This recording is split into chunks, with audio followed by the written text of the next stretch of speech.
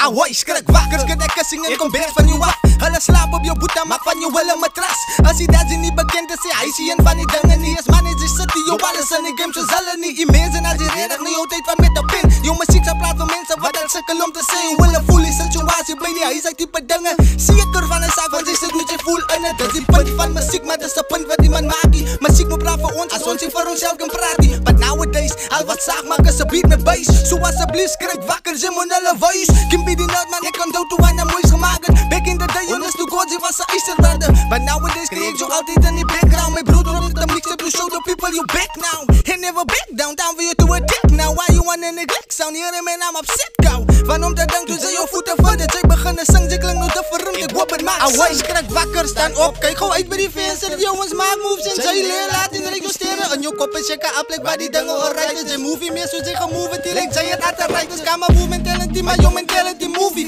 Vir wat dinge moet gebeur, maar maak jy effort om te doen. Nie kom jy voor het toe deur. Dan verloor jy som 'n plek. Hier sit op. Ahoy, breek het deur af. Op school toe maak jy number net om ladies te impress. En hy het gewerk vir jou van as jy jonk is. Dink jy net aan sy. But anyway, never mind. Hy is 'n story vir 'n ander dag. My bro, ek is man net God was you used to be so wakker. The point I'm trying to make is put effort in what you tell bra. How I keep him man, wys hulle sy kom van agteraf. Terwyl sy dit doen, wys die ouens het gebeur. Ek is klaar gepraat, dis uit my hande uit. So vat dit verder voor my stem stil is. Wil ek hê jou stem moet gehoor word. Jou flow is kwyt genoeg van dit gooi baie ouens overboard. Deze mic is by jou, jy is basically uitgesort. My broers, jy laat ek stress want dit gefrik, oh my god. Wys vir Dizzy, maak 'n beat van die download werk die uit die einde van die dag. De mense, sy kan niks original create nie. En dis 'n feit, mense gaan begin op jou neerkyk. But ouders aan my is aan mense wat dit gaan appreciate. Focus op hulle, gee hulle iets om na te luister. Was 'n icon, brother, I'm not talking about Jaden Swa.